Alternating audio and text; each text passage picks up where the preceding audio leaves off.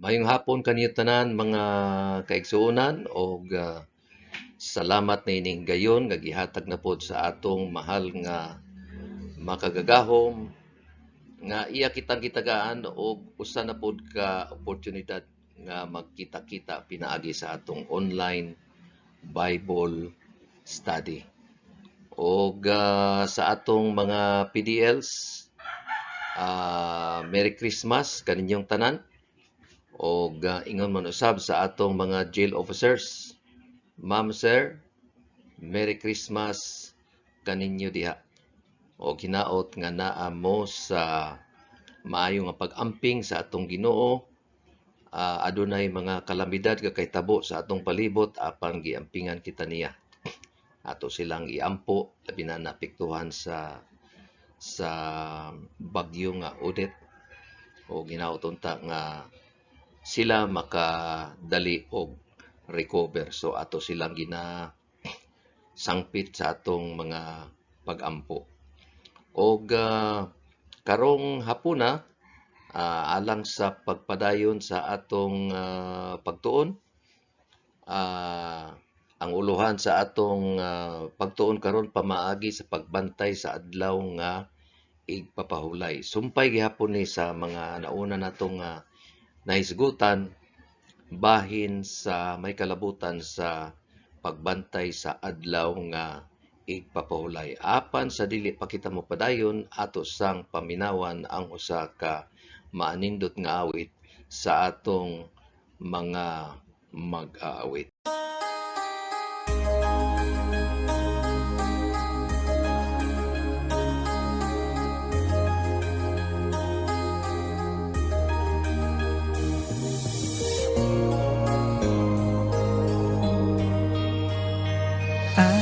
Isulti sa taong nga siya, tua sa langit layo apan, nahibalo sa kasing-kasing tangkinahanglan sa atong paglakaw. Padayon unta lang kaya naa siya nagtanaw.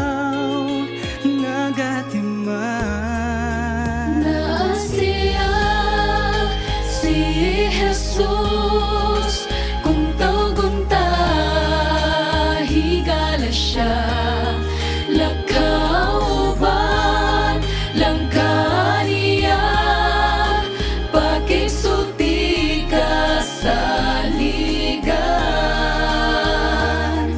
Ang Diyos kahibulungan siya, makiguban na to.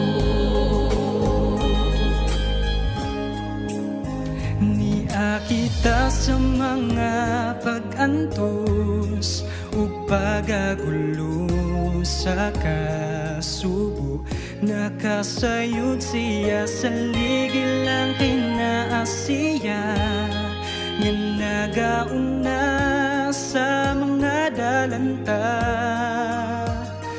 Lakaw tanawa lamang siya kay ikaw giatiman niya. Naa siya, si Jesus, kung tawag-unta, higala siya, lakauban, langka niya, pakisulti ka sa ligan. Ang Diyos kahibulungan siya, naa siya, si Jesus, kung tawag-unta, higala siya, lakauban, langka niya, pakisulti ka sa ligan. Ang Diyos kahibulungan siya,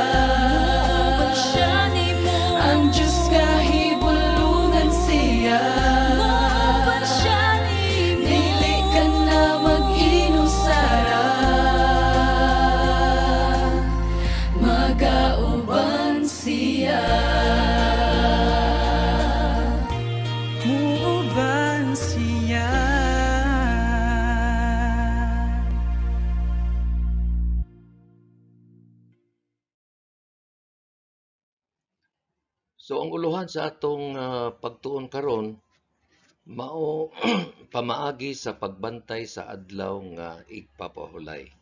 Apan sa dili pa kita mo padayon, ako sa kamong dapiton sa usa ka pagampo. Ginoo, salamat ining higayon nga imong gihatag kanamo nga kami o Ginoo makapadayon sa among pagtuon o giyahi kami sa imong balaang espiritu nga among masabtan ang mga pulong nga among pagatun-an karon.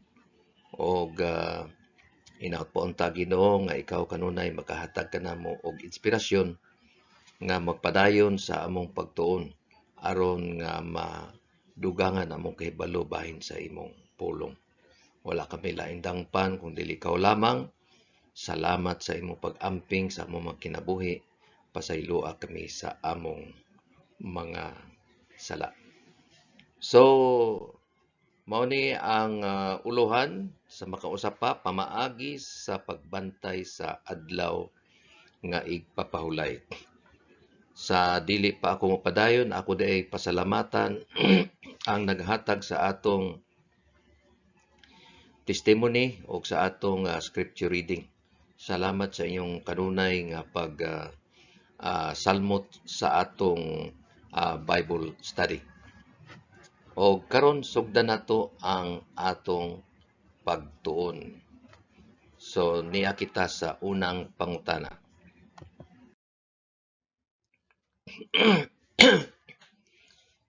Unsa man ang unang gisulti sa ikaapat nga sugo? Kung atong basahon ang ikaapat nga sugo diya sa Exodus 28, ang unang linya diya nga gisulti mao hinumdumi ang adlaw nga igpapahulay. So unsa man ang gisulti, hinumdumi. Kung naay gisulti nga hinumduman, bot pasabot kana siya very important. Importante kana kayo. Adto ta sa sunod nga pangutana. Unsa ang adlaw nga igpapahulay? Kung ato pong basahon diha sa Exodus 20:10, gisulti diha, no? Kung unsa ang adlaw nga igpapahulay. Nagaingon diha sa Exodus 20:10, ang ikapito mao ang adlaw nga igpapahulay. Sa unang panahon, walay pangalan ang adlaw. Sama sa atong pangalan karon Lunes, Martes, Miyerkules, Huwebes, Biyernes, Sabado. Wala na siya kay ulahilan na siya. Sa unang panahon, ang pag-ihap mao unang adlaw, ikaduha, ikatulo, ikaupat, ikalima, ikaunom, ikapito. So ang adlaw nga igpapahulay matud pa sa Exodus 20:10, ikapito nga adlaw. So kung atong tan-awon sa kalendaryo, mag-ihap ta diha, no? Ang ikapito mao ang adlaw nga Sabado. So adto ta sa sunod nga pangutana. Sa unsa nga rason nga kita magbantay sa adlaw nga igpapahulay? Unsay katuyuan? Anong bantayan magyud nato? Pwede ba di ay kita dili ba di pwede kita magbantay sa adlaw nga papahulay nga sa atong gusto? Diha sa Exodus 28 nagaingon, hinumdumi ang adlaw nga igpapahulay aron sa pagbalaan ni ini. So unsa daw ang rason nga bantayan aron balaanon ang adlaw nga igpapahulay. Sunod. Si kinsa man ang nagbalaan sa adlaw nga igpapahulay? Kita ba ang makabalaan sa adlaw igpapahulay? Matod pa sa Exodus 20:11 nagaingon, kay ang Dios mao ang nagpanalangin o nagbalaan niini. So ang rason nganong kita magpahulay sa adlaw papahulay, no, kay kini siya balaan. O kinsa ang nagabalaan niini? Ang Dios mao ang nagpanalangin o nagbalaan niini.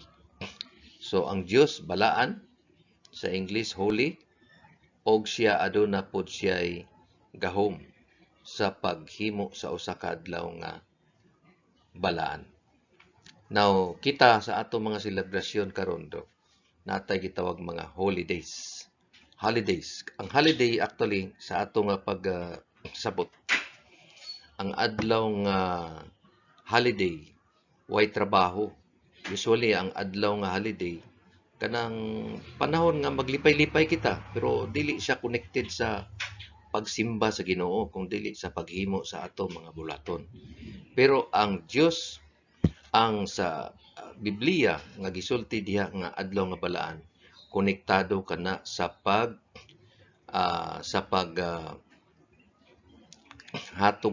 hatag nato og pasidungog sa atong labaw nga makagagahom nga mao ang Ginoo. Kay ang Dios mao ang nagpanalangin o nagbalaan niini. Exodus 20:11. Sunod. Unsa man ang nakapahimo niini nga balaan? Kung atong tan-awon diha sa Exodus 3:5, 29, 43, 46, ang presensya sa Dios mao ang nakapabalaan niini. So ang usa ka butang special kung ang aduna tay mga espesyal nga tawo nga dinapit. Halimbawa sa atong mga selebrasyon, no, sa atong lungsod, usa kini ka espesyal nga usa kini ka espesyal nga adlaw ay tungod ang atong mahal nga presidente nagbisita sa ato. Kung sa atong birthday, special kayo ang birthday nato, kay adunay presensya espesyal nga tawo. So mao gihapon sa adlaw nga igpapahulay, nahimo kini siyang balaan tungod nga adunay presensya sa Dios. Dili po pasabot nga sa ubang adlaw wala ang Dios, no? Naa gihapon ang Dios, pero adunay espesyal nga atmosphere, adunay espesyal nga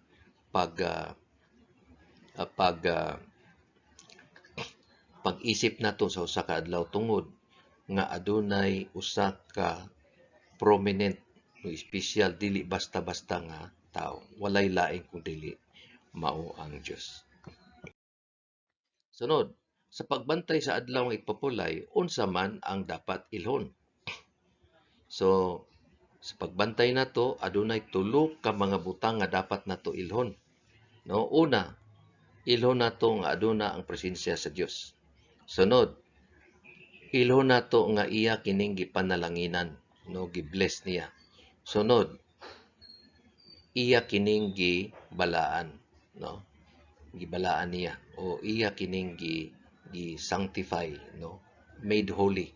Kanang usa ka butang nga imong gi-sanctify, gi-set aside, no, special ni siya para sa kasal, no. Aduna tay mga bisti nga atong isuot, dili lang sa ordinaryo nga adlaw, kung dili kana siya nga bisti para lang gyud na siya sa kasal. Mao na siya nga imong gilahi. Anong gilahi ma? Kay espesyal na siya. Gigamit ra nimo na panahon sa imong kasal, kana nga sanina. Mo na mga bride. Mo na nga mahal kayo na siya. Kay nga naman ato maipatuyo. Patuyo na tog himo kay para ni anang okasyon. Mo na ang but pasabot. Sanctify, gibalaan. So tulo ka butang ang dapat ilhon, presensya sa Dios, gipanalangin sa Dios, o iya kining gibalaan o gisanctify, gilahi niya. Sunod.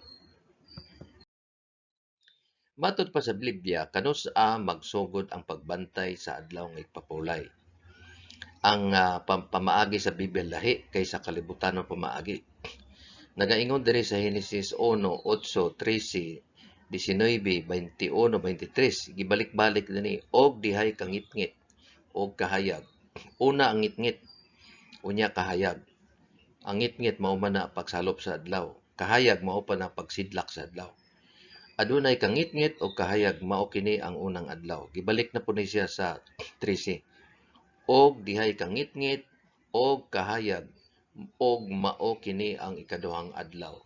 Kung atong sundon na po di sa Sinabi, og adunay kangitngit, og danay kahayag, og kini mao ang ikatulong nga adlaw. So, ang sinugdanan sa pagbantay sa igpapahulay, mao ang kangitngit, no? Sunset, unya sunrise.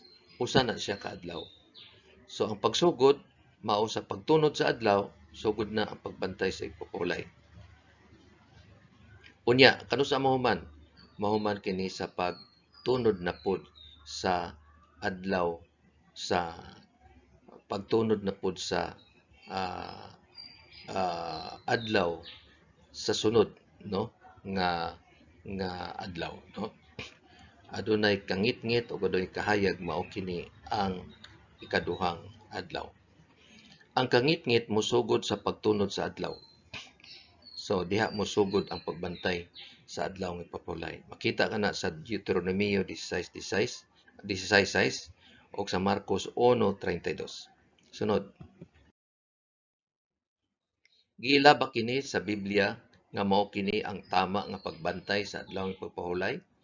Leviticus 22:32 nakaingon, gikan sa pagsalop sa adlaw hantod sa pagsalop inyong sa ulogon ang adlaw nga igpapahulay. So gikan sa pagsalop sa adlaw hantod sa pagsalop, no, from sunset to sunset. Mao na ang gisulti sa Leviticus 23:32. Okay, ang biblical nga paghihap sa adlaw mao ang pagsalop sa adlaw hantod sa pagsalop sa adlaw. Pero ang Romano o ang kalibutanon nga paghihap sa adlaw, no, magsungod sa tungang gabi hantod sa sunod nga tungang gabi. Mao na kita mag-celebrate kita og mga New Year, Christmas dito sa alas 12. Og ang atong pagselebrasyon mga paputok, no? Mga mao na ka ang kalibutanon nga pagselebrar. Adunay mga pabuto, no? Pero sa biblical wala man na siya, no? Wala man na siya kay sa kalibutan man na siya nga pamaagi. Unya tungod nga nahimo na natong kultura, nahimo na natong naandan, mao na nga mura og mauna ang tama. Pero actually ang tama mao ang gisulti sa Biblia. Sunod. Unsa nga buhat ang dapat buhaton sa sulod sa usa ka semana? Nagaingon diha sa Exodus 20:9, sa unom ka adlaw buhatan ninyo ang inyong mga buhaton. Adunay 7 ka adlaw usa ka semana. Ang unom ka adlaw ana sa ato na himuon nato kung unsa atong mga buhaton. Kung ikaw magtutudlo, so adto ko sa eskwelahan, nagtudlo ka sa mga estudyante o ikaw usa ka mason, no, nagtrabaho ka sa imong trabaho, mo na ang gitawag nga inyong mga buluhaton. Ang inyong mga job, unsa bay job nimo, no? Kung ikaw pulis, ang imong buluhaton mao ang mag-duty ka, no? Pero ang usa ka adlaw ana, no, rest day na siya. O ang Biblia nagaingon nga ang atong rest day mao ang ikapito nga adlaw. Pero karon kay ang kalibutanon nga pagbantay mao man ang nauna nga adlaw. So kuhi sa gisulti sa Biblia. Og daghan nga mga tawo ang wala nahibalo ni ana. Kay nagtuo sila nga tungod nga mauna ang ginahimo sa kadaghanan sa tibok kalibutan maong tama. Pero daghan nga mga butang nga ginabantayan nato sa nga ginahimo nato, nahimong kustombre, nahimo na naandan sa tibok kalibutan nga dili mao ang gisulti sa Biblia. Sunod. Pwede ba magbuhat sa bisan unsa nga buhat sa adlaw nga ipapahulay? Exodus 20:10 nagaingon, nining adlawa ayaw ka pagbuhat sa bisag unsa nga buhat. Dili bot pasabot nga mulingkod na lang kita, no, nya di ta maglihok-lihok. Dili ang bot pasabot ni ana. Ang bot pasabot ni ana nga ang normal nimo ginahimo sa kainom ka adlaw ayaw na buhata sa ikapito nga adlaw. Kung ikaw pulis, no, ang normal nimo ginabuhat sa unom ka adlaw mao nga mag-duty ka, no? Kung unsa imong kuan asa ka na assign, mo na imong imo. Pero sa ikapito ka adlaw kay para man na sa Ginoo, dili ka na mag-duty, no? Ang imong himuon mauna ang pagpasidungog sa Ginoo, no?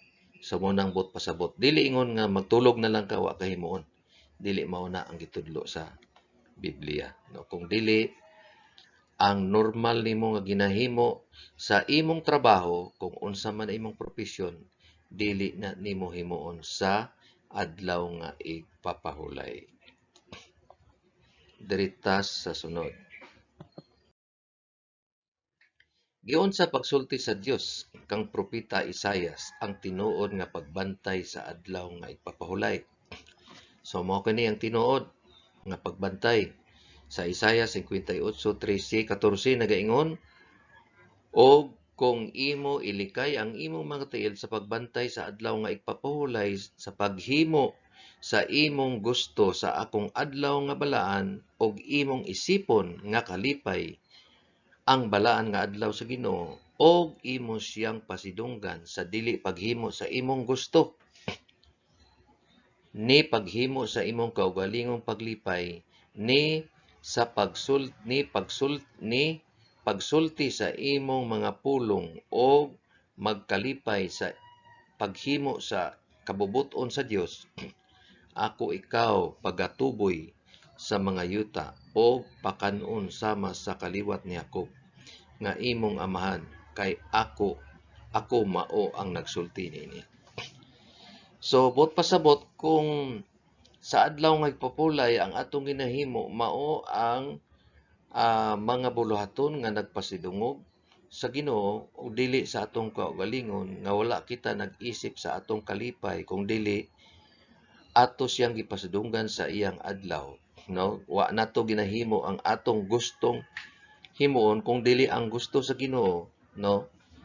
Ningon niya, pagatuboy ko ikaw, no? Ituboy bot pasabot, iya ikaw i-uphold, no? Iya ikaw nga pasidunggan, no? Sa unsa, pakanon ka sama sa kaliwat ni Jacob. Kay sa una ang mga Israelian, pag ikapito nga adlaw ay trabaho. So kung way trabaho diri sa ato, no work, no pay. No pay, no eat. Pero ang Ginoo ingon niya, ayaw mo trabaho sa ikapito nga adlaw. Wa may kaunon Ginoo. Ingon Ginoo, salig mo sa ako, ako'y bahala sa inyo. Ako'y pakaon sa inyo, no? So muna sa ikapito ka adlaw ang mga Israelinon kuan sila kaning gipaulanan sila og mana, no, sa Ginoo. Pero kana gihimo nila ang pagkuha sa mana adlaw-adlaw, no? Kada adlaw mo ulan man og mana kanang pagkaon gikan sa langit. Pero sa kaunom ka adlaw, doble ang hatag sa Ginoo, kay pagkaipito wala nay ulan, no? Pero makakaon gyapon sila. Wa sila nagtrabaho, makakaon gyapon sila. Mao ning buot pasabot niya ni. Nga kung ato pasidunggan ang Ginoo sa adlaw ng ipapahulay, siya bahala sa ato mga kinahanglanon, dili ta mag-uol, no? Kasagaran nga magulan sa mga tao nga makahibalo sila sa adlaw ng ipapahulay, nga mauday na dili magbuhat sa adlaw ng ipapahulay, mag-uol sila kay unsa may akong kaunon, unsa may among kaunon. Ang Ginoo, salig mo sa ako, ako'y mo pakaon sa inyo, ako ang nagsulti niini. Ako ang Dios, ako naghimo sa langit ug sa yuta. Kinsa pa may mulubaw nako, wa na lain, no? Kinsa man ang nakahibalo sa inyong kinahanglanon, ako ang bahala, basta magsalig lang kamo, magbantay kamo sa akong adlaw nga igpapahulay. Mo na niya, pakaunon ko kamo sama sa kaliwat ni Jacob. Kita tanan mga kaliwat man ta ni Jacob, no? O ang mga tao nga nagsalig sa Ginoo, siya naga-provide sa Ginoo. Nagaingon mga ni siya nga tan-awan ni mga langgam, wala sila nagtanom, wala sila nag-ani, pero ako silang giunsa. Ako silang gitagaan sa ilang mga kinahanglan. Ingana nga pagsalig ang atong dapat himuon alang sa atong Ginoo nga labaw nga makagagahom, nga simbahon nato siya sa adlaw nga ipapahulay. Sunod. Unsa ang kinaiya sa Dios, og sa unsa nga paagi siya pagasimbahon. Nagaingon ang Juan 4:24, kay ang Dios espiritu. Sa daw? God is a spirit. Og siya nga nagasimba kaniya, kinahanglan nga magsimba kaniya sa espiritu ug sa kamatuoran. Sa in English nagaingon siya nga, God is the spirit, and they that worship him must worship him in spirit and in truth. So, sa unsa daw? Sa espiritu og sa kamatuoran. Unsang kamatuoran? Nga ang adlaw nga ipapahulay mao ang ikapito. So simbahon nato siya sumala sa kamatuoran, dili sumala sa bakak, no? So mauna ang atong angayan nga pagahimuon. Ang Biblia nagasulti niya na, kay siya espiritu og dapat nato siya simbahon, og kung mogsimba ta kaniya dapat kita mosimba sa espiritu og sa kamatuoran. Dili lang sa espiritu, kung dili apil pod sa kamatuoran. Dili lang pod sa kamatuoran, kung dili apil pod sa espiritu. Sunod. Unsa ang usa ka butang nga ang adlaw nga igpapahulay usa ka timaan o marka. So unsa daw? Ang adlaw nga igpapahulay timaan. Usa na timaan? Timaan markahan nimo, no? Sa uling mga adlaw ang sapat nga mapintas, markahan niya ang iyang mga katawhan. Ang Ginoo pod na po say marka sa iyang mga katawhan. Sa Exodus 31:13 nagaingon, ang iyang gipalahi nga iyang ginapalahi ang iyang mga katawhan og iya silang ginabalaan. So unsa may marka sa Ginoo nga iya kitang balaanon, no? Iya kitang gi set aside, no? Sama sa akong halimbawa ganiha nga ang imong sanina sa kasal dili na siya ordinaryo nga sanina nga saninaon lang nimo sa bisag adlaw-adlaw, dili. Kana siya gisanina nimo usa lang ka okasyon, panahon lang sa kasal. Mao na siya. Mao na nga gi set aside, gibalaan, gimarkahan kita, no? Gimarkahan pinaagi sa pagbalaan niini. Sunod. Gituyo ba ang igpapahulay nga usa ka adlaw alang sa publikong pagsimba? Unsa man ang gisulti sa Biblia? Ang adlaw ba nga igpapahulay, gituyo ba kana aron nga magtigom ang tao? Sa Leviticus 23:3 nagaingon, sa unom ka adlaw pagabuhaton ang buluhaton. Meaning, kung unsa imong job, sa imong profession, imo nang himuon. Apan ang ikapito ka adlaw mao ang igpapahulay sa pagpahulay, usa ka balaan nga pagkatigom. Kana magtigom ta unsa man na usa ka tawo daghan. Maingon magtigom ta, dili man ta magtigom nga usa ra ta ka tawo, no? So ang Biblia nagaingon nga kani siya nga adlaw mao ang balaan, no? Holy nga pagkatigom. Tigom meaning convocation, no? Just like convention. Ang convention, no? Mao kana ang pagkatigom. Magtigom daghan. So ang adlaw nga ipapahulay gituyo aron sa pagtigom sa mga katawhan sa Dios. Pwede pod magtigom ang mga tao, pero dili sila motigom sa adlaw nga gitakdo sa Ginoo, no? So sukwahi sa gisulti sa Ginoo. Pwede gyapon na himuon sa tao, pero ang pagbalaan niini wala diha, kay ang Ginoo la ang makabalaan niini. Sunod. Unsa nga ehemplo ang gipakita ni Kristo alang sa pagbantay sa adlaw nga ipapahulay? Okay, naa dinhi sa Lucas 4:16. Sumala sa iyang naandan. Kanang naandan nimo unsa man kaisalan na o permi? Sumala sa iyang naandan. Bot pasabot permi.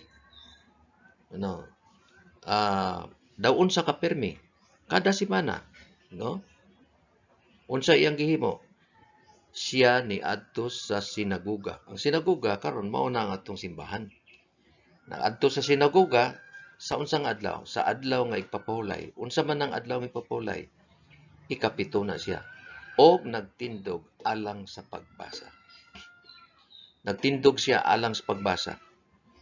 Kung mabasa siya, no, nagtindog sa atubangan, no, dili siya magtindog dito nga sira isa. Kung dili nagtindog siya sa iyang atubangan, daghan nga mga tao maminaw. Bot pasabot nagtindog, nagbasa, nagtudlo. Pero ako, di man ko musulti diri nga ako ra kay nagtuo ko nga naaman mo diha. So, ginahimo nato ni sa adlaw nga igpapahulay. Mao na iyang naandan. So, usa ka ehemplo gipikita Kristo mao nga Wala siya nagtulog-tulog lang sa balay kay nag-ingon nga dili magbuhat. Wala, dili mauna. Nag-adto siya sa simbahan, sinaguga, sa adlaw nga ipapawlay, nagtindog og nagbasa. No? So, mao na.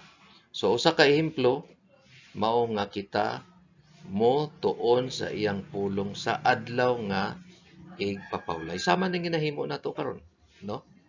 So ako din although wala ko gatindog, nagalingkod ko, pero na ako'y gibasa. Ang gibasa na ako diri sa balaang kasulatan, no? Mga pagtulunan sa balaang kasulatan. Mahitungod sa adlaw nga igpapawlay. Sunod. Unsa pay lain nga iyang gihimo sa adlaw nga igpapawlay? Gawas na nagbasa, nagtudlo, unsa pa? Juan 9:14. Og kato usa ka adlaw nga igpapawlay nga siya nagkuha og yuta, no? Yuta kaning yutang kulunon, clay, no? Clay. Og iyang giayo ang buta sa iyang mga mata. Ambot nganong mao man na ang gihimo sa Ginoo, no? Nga pag-ayo sa taong buta, nagkuha siya og gamay yuta. Sa uban nga version, iya nang giluwaan gamay, no? Gibasa niya sa iyang laway. Unya gibutang niya diri sa mata sa tao, no? Unya human ni adto nakakita ang tao, mao ni ang mga pare ato nasuko kaning ngano man kay nag-ayo si Ginoong Hesus, di sila gusto nga mang-ayo si Ginoong Hesus. Nasuko ang mga pare dito sa simbahan. Iya nganong gilapas man nimo ang adlaw nga igpapahulay, no? So sa una ang pangutana sa mga tao, no, mao nga gi-question nila ang Ginoo, si Ginoong Hesus sa iyang paglapas. Karon ang gina-question sa tao kung unsa ang adlaw nga igpapahulay, no? So sa una wala sila mo question kung unsa ang adlaw nga papahulay. Ang ilang ina-question kung unsa ang mga buluhaton sa adlaw nga papahulay. Kay sa una dili pwede mo lakaw, dili ka pwede mo hike, no? Nga layo kaayo panahon sa adlaw pa. Dili ka pwede magkutlo og mga uhay, no? Nga aron kaunon nimo. Mauna, dili ka pwede mang-ayo. Pero sukuhay ang gihimo sa Ginoo, no? Nagkutlo siya og mga uhay para kaunon sa iyang mga disipulo. Nang-ayo pud siya, mo na nasuko ang mga pare sa iya nga ikaw ba, no? Nagaingon ang Biblia nga dili ka magbuhat, ikaw nagapang-ayo ka. Nasuko ang Ginoo. Pero nag-ingon ang Ginoo nga okay na siya basta maghimo kag maayo sa adlaw papahulay. Sama sa giayo nimong buta, no? Imo siyang gitambalan. So ang pagpanambal sa adlaw papahulay, okay na siya. Juan 9:14. Og kato sa adlaw papahulay nga siya nakuha og yuta og iyang giayo ang buta sa iyang mga mata. So, ang pamaagi is pagbantay sa papulay, mao ang pagtuon sa pulong sa Ginoo, pagbasa sa Biblia, sama ng ginahimo nato, o sa paghimo sa mga butang nga maayo. So, halimbawa, maghatag mi og hinabang, mga sabon, alsahon mo na. So, pag alsa na, sa mga kaparian sa una, di pwede, kay nagbuhat ka, no? Hilabihan sila kakuan kaning stricto sila, no? Pero ang Ginoo wala. Ingon sa Ginoo pwede na siya, no? Doktor ka unya nay nagpatambal sa imo adlaw papahulay. Tambali, no? Kay mao na ang gihimo sa Ginoo. Sunod. Sa unsang mga pulong nga iyang gipakamatarong ang paghimo sa maayo sa adlaw papahulay. Mateo 12:12. Nan usa ka matarong nga butang ang paghimo og maayo bisan pa sa adlaw nga ipapulay. It is the right thing to do good on the Sabbath. So ang paghimo og maayo, no? Paghatag og hinabang, pang-ayo, pagpanudlo, no? Ang dili dapat buhaton mao nga magtulog lang ka sa imong balay, wa kay laing gihimo. Magtapulan ka sa adlaw papulay. Dili ka na mao ang gitudlo sa Biblia. So Mateo 12:12 nan sa usa ka matarong nga butang ang paghimo og maayo bisan pa sa adlaw nga igpapahulay. Sunod,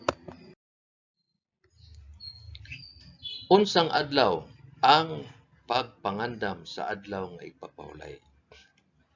So ang adlaw nga igpapahulay pangandaman di ay Lucas 23:54.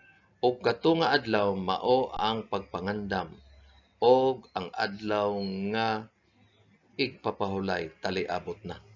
Kani siya ang background ani mao ni ang katong pag-andam nila sa patayng lawas ni Ginoong Hesus.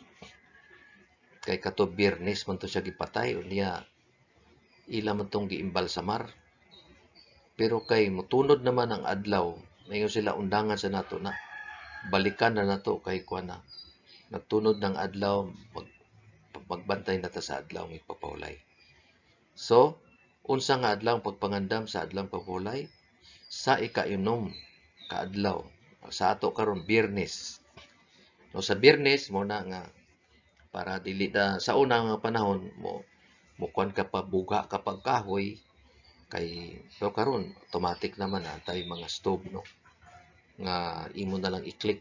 So dili na kay siya. So una ang panahon layo kayo ang kuhaan ng tubig. So para sa adlaw nga igpapahulay dili ka na mong manghakot pa og tubig, bubugha og kahoy. No og kunang giluto nimo, gilat-an pa na nimo, imo na natanan ang damon sa adlaw nga ikaunom. Sama ko na sa kasal, dili naman ka maghimo og mga butang nga imong himuon sa panahon sa kasal. Kung dili, sa wala pa ang kasal, no, aduna na pagluto sa tanan nga mga andamon, giandam na daan para panahon sa kasal, okasyon, imo na siyang igo na lang ka mukaon mo, silbi na lang, dili nga ingon nga mubuga kapag kahoy mo, sagob kapag tubig, no, wala na, no, maghimo na ka, magtrabaho na ka na, no. So kinanglan pangandaman ang adlaw nga ipapalay. Sa unsang adlaw? Ikaunom ka adlaw. Sa ato karon mao na ang Biyernes nga adlaw. Sunod.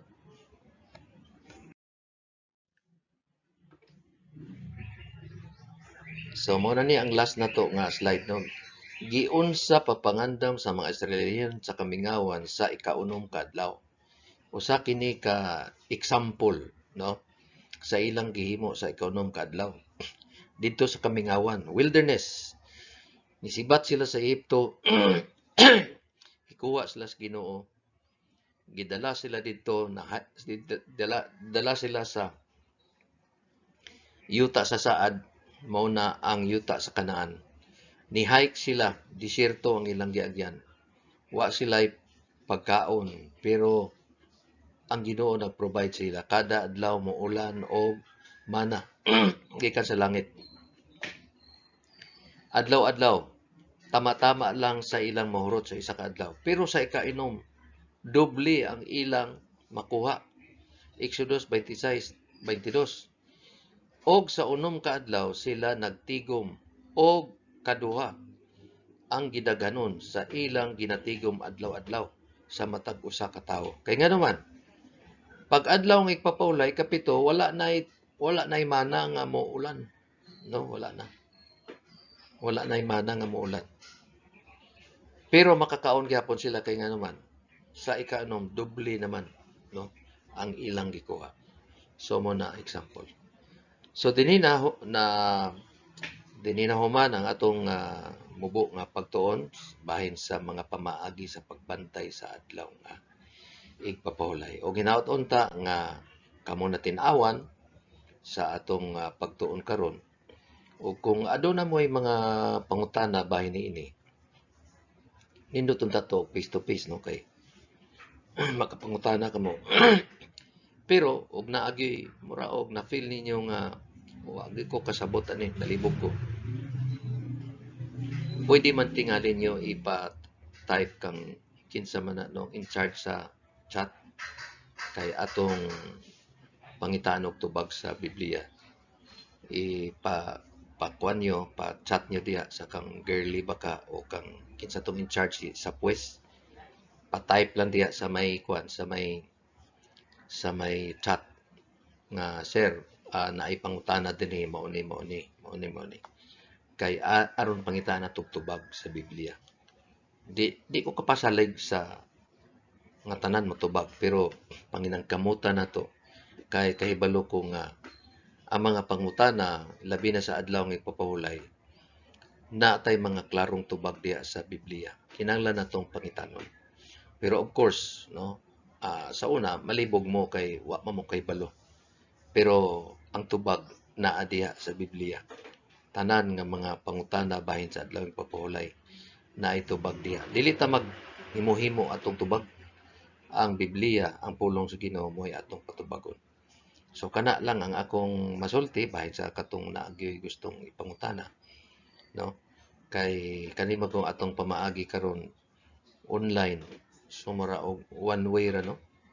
Pero sa kuang gyapon mahimo gyapon nato ang pagtuon.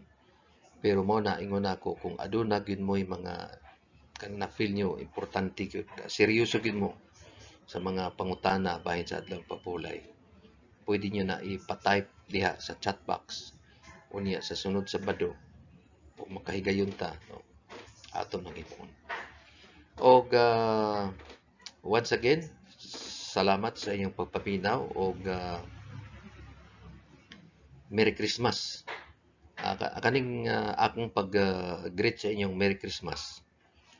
Wa ko nagtuo nga ang Ginoong Dios na tao, ang si Ginoong Hesus na tao sa adlaw nga 25. Dili na siya tinuod, no? Pero mao na may naandan sa tibuok kalibutan. Pero natao ang Ginoo. Ang atong ginaselebrar karon nga ang Ginoo nagpakatao. Pero sa adlaw nga pitsa 25 na tao, dili kana siya tinuod, no?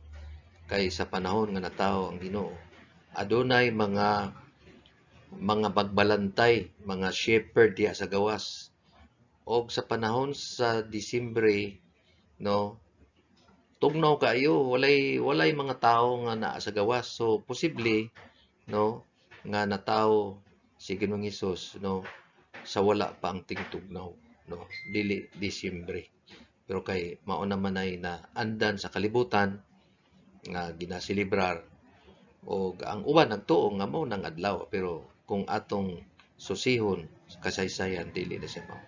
Pero anyway, great lang gyapon ko sa inyo, no, og Merry Christmas, tungod nga ang atong Ginoo Hesus nagpakatao aron sa pagtubos sa atong mga kasalanan.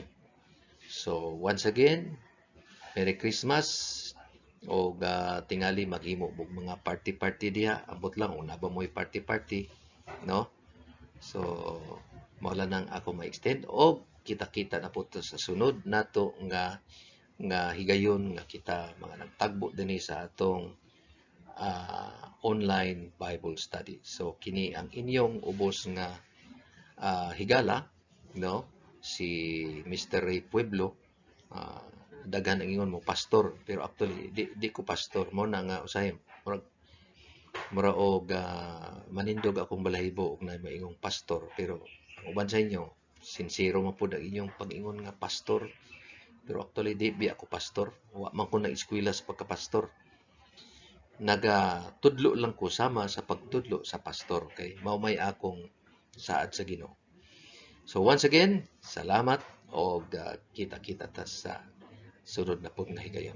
So, mag-ampo ta alang sa pagtapos. Ginoo, salamat na ining panahon nga imong gihatag kanamo nga kami nakahimo sa pagtuon sa imong pulong, og tagaay kami Ginoo og kahayag, katinawan bahin sa mga pagtulunan og Ginoo nga kadaghanan sa amo nalibog. Malibog kami Ginoo kay wala man kami nagtuon. Pero kung among tun-an ang imong pulong, tama katinaw Ginoo sa mga kamatuoran nga imong gisaad kanamo, ang imong gihatag kanamo. O tagay kami kanunay inspirasyon, akong ginaampo, akong mga higala, mga PDL sa ilang mga ilang mga tagsa-tagsa ka panimalay, amping sila o layo sila sa mga balatian o sa mga jail officers po dinhi sa BGMP. Ikaw ta mag-amping kanila sa ilang kinabuhi, apil po sa ilang tagsa-tagsa ka panimalay. Salamat sa paghiusan nimo kanamo sa kagugma pagtuo. Pasayloa kami sa among kalapasan sa ngalan sa luwas. Amen. Okay, so once again, salamat sa inyong pagpaminaw. Kita-kita na punta sa sunod. Bye-bye, God bless, and once again, Merry Christmas.